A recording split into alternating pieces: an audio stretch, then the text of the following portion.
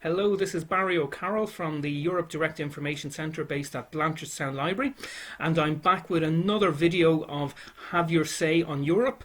The last time I was joined by Patrick O'Riordan, and this time I'm joined with Gerry Kiely, who's the Head of Representation at the European Commission Representation in Ireland. Hello Gerry, thank you for joining us. Hi Barry, hi, glad to be with you. Thank you. It's a very interesting initiative, and I've got questions for you from all over the country. But before I kind of get into those, could you tell me a little bit about your role at the Commission? Well, maybe I should say something about the role of the representation. Absolutely. I think it's an unfortunate name for the representation. If it was called an embassy, everybody would understand straight away exactly what it is and what we do. And essentially, it is an embassy for the European Union. But within the member states, we're called representations rather than embassies, whereas my colleagues in third countries outside of the EU are, they're ambassadors. So it's an EU embassy. So a lot of people don't understand that. But essentially, other than the consular activities of an embassy, we do the same thing as an embassy. We are reaching out to people, reaching out to citizens. We are gathering information, we're the link between Brussels, between the European Commission headquarters, who's the engine, I would say the engine room of the EU. We're the link between them and Ireland, whether it's Irish citizens, NGOs, government ministers, civil servants, etc. So that's essentially it. We're reaching out in both directions, reaching out to the Irish people, and reaching out to our colleagues and our lords and masters in Brussels. And that's really useful, because I suppose a lot of people, one of the issues we have sometimes is people don't always understand the various functions of the different strands of the European Union, the different departments, different institutions. So I mean that's good to get that out there. I would agree with you on that. But having said that, I think Irish people are probably better informed about the EU than people in other member states.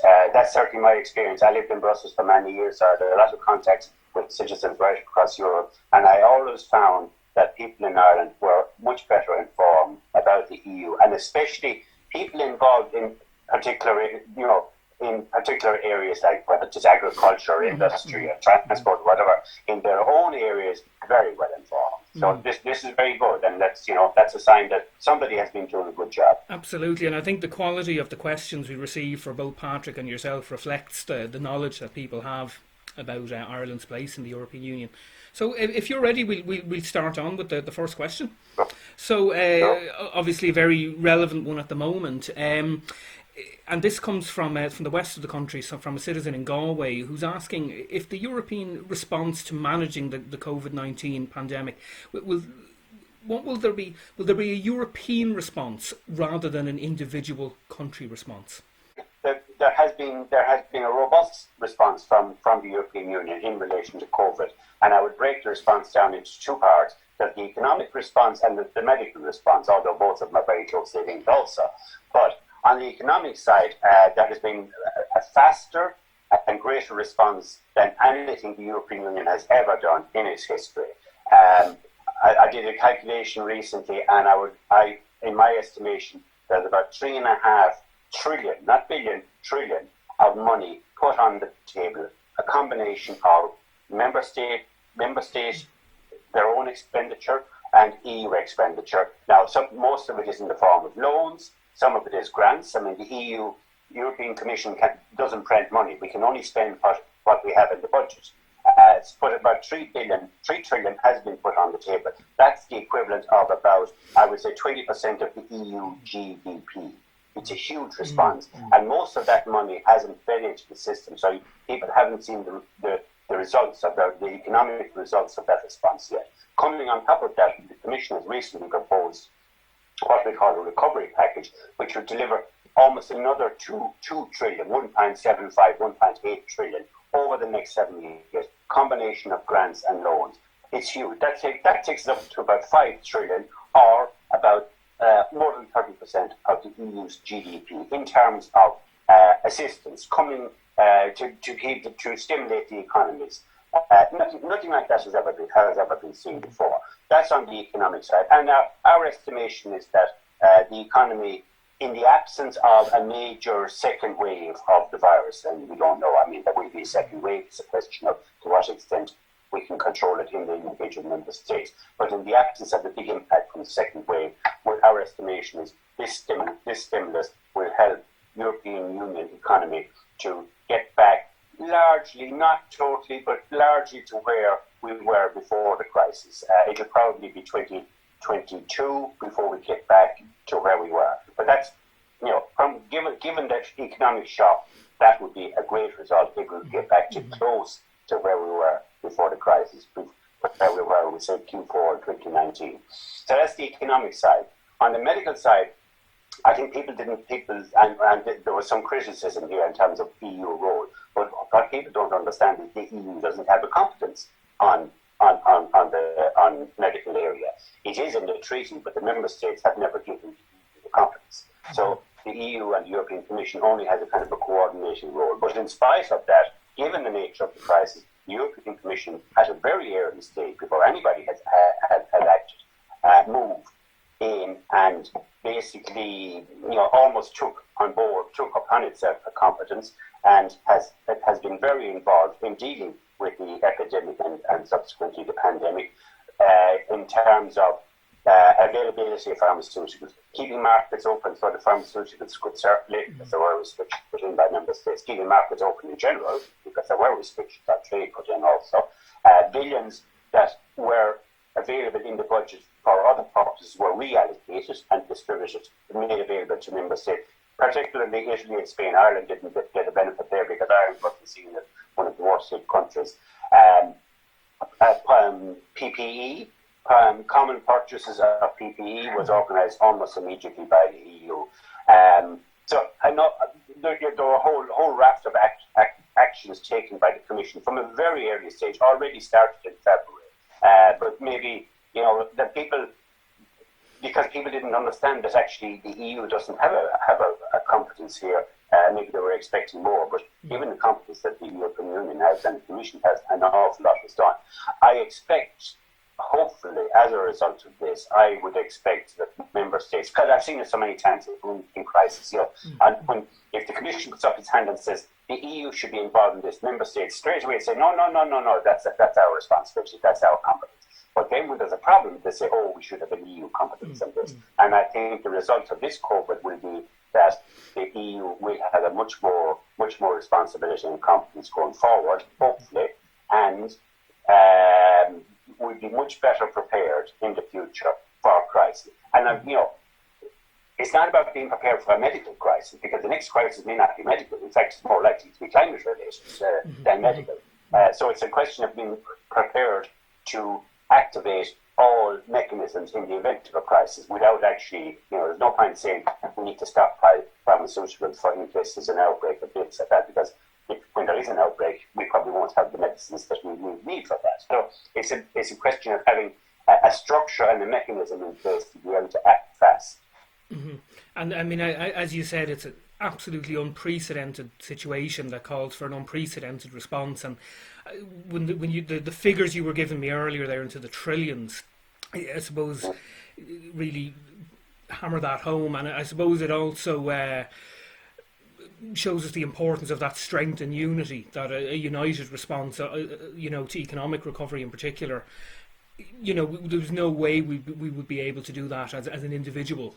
As individual countries, that the figures involved are just so colossal. So that's that's quite reassuring to hear. Yes, absolutely. And I mean, if we look at just the recovery package which the Commission has put on the table, and I believe will be accepted eventually, hopefully by the end of July or August by the member states.